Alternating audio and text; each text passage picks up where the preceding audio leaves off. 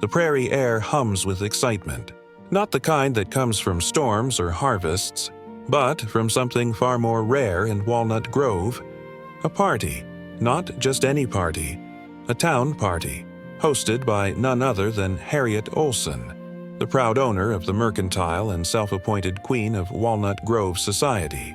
She's invited all the proper families, the banker's children, the shopkeepers, the church deacon's daughters. There will be lace tablecloths, imported lemonade, and, most thrilling of all, a real piano brought in just for the occasion. For Laura Ingalls, this is a dream.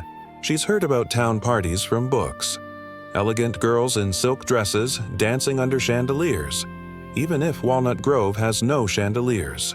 She imagines herself twirling gracefully, sipping lemonade, finally belonging to that polished world she's only glimpsed through the mercantile window.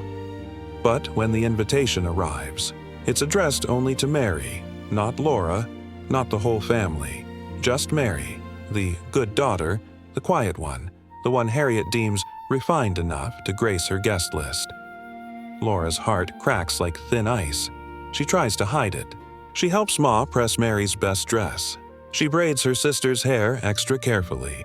But inside a storm brews, not of anger, but of shame. Why am I not good enough? Is it my muddy boots? My loud laugh? My country ways? The morning of the party, Mary leaves in her Sunday best, looking like a porcelain doll. Laura watches from the porch, barefoot in the dirt, feeling invisible. Hours later, Mary returns, not glowing with joy, but quiet, even sad. What was it like? Laura asks, trying to keep her voice light. Mary hesitates. It was stiff. Everyone sat in straight-back chairs. No one ran or laughed. Harriet's daughter Nellie kept whispering about who wore the right shoes, who spoke with an accent, who didn't belong. She looks at Laura, her eyes soft. It wasn't fun, Laura. It felt like a test. And I wasn't sure I passed.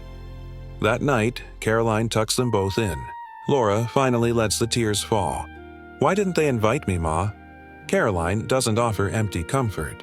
Instead, she says something that will echo in Laura's heart for the rest of her life. Some people think parties are about showing off what you have. But real joy is about sharing what you are. And just like that, an idea is born. The next morning, Charles comes home with news. The Johnsons, a farming family new to the area, are hosting a country party. No piano, no lemonade, just a fiddle, a bonfire, and a promise of square dancing under the stars. Harriet Oleson hears of it and scoffs. A country party? How rustic. She forbids Nellie from attending. We don't mix with those kinds of people. But Laura doesn't care. She puts on her simplest dress, ties a red ribbon in her hair, and walks to the Johnson farm with her family. What she finds isn't elegant. It's alive. Children race through the fields, barefoot and breathless. Men play fiddles and banjos on hay bales. Women pass around pies baked that morning, still warm from the oven.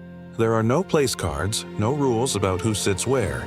Just laughter, music, and the smell of wood smoke and apple pie. When the dancing starts, Laura doesn't worry about her steps. She spins until she's dizzy, her hair coming loose, her cheeks flushed with joy. Even Mary, usually so reserved, lets go, laughing as she's swung around by a kind farmer's son. And then, a surprise. Nellie Oleson appears at the edge of the field, alone, in her fancy dress, looking lost. She'd disobeyed her mother. She'd walked all the way out here, drawn by the sound of music she wasn't supposed to like. For a moment, Laura considers turning away. After all, Nellie has called her country trash, mocked her clothes, excluded her from games, but then she remembers Ma's words. Real joy is about sharing what you are. So Laura walks over. Want to dance? She asks, holding out her hand. Nellie hesitates, pride warring with longing. Then, slowly, she takes it, and under the wide prairie sky, the town girl and the country girl dance together. Not as rivals, but as two children discovering that joy doesn't wear lace. It wears a smile. Now, town party, country party might seem like a simple episode. Just kids and parties after all. But beneath the surface, it's one of Little House's most quietly radical statements. In 1870s America, and still today, society draws lines. Rich versus poor, town versus country, refined versus rough.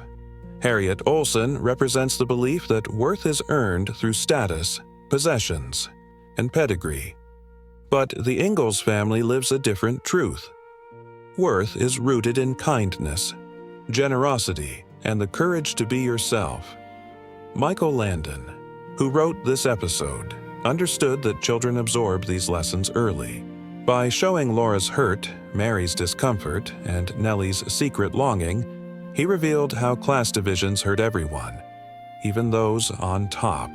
And the solution isn't to become like the town, but to redefine what celebration means.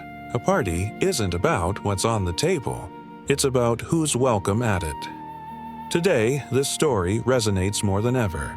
In a world of social media comparisons, designer labels, and invisible hierarchies, how many of us have felt not enough because we didn't have the right background, the right look, the right name? Laura's journey reminds us, you don't need permission to belong. You just need people who celebrate you as you are. So if this story moved you, if you've ever felt like the country girl in a room full of town girls, I'd love to hear from you. Drop a comment below. What's your version of a country party? Where do you feel most like yourself? If you enjoyed this 39-minute storytelling of Town Party, Country Party, please give this video a thumbs up, subscribe to SG Top Celebrities, and hit the bell so you never miss another chapter from Walnut Grove. Thank you for dancing this prairie path with Laura. As Pa would say, the best parties aren't the fanciest. They're the ones where everyone leaves with a full heart. Until next time, keep your boots muddy, your heart open, and your joy unapologetically real.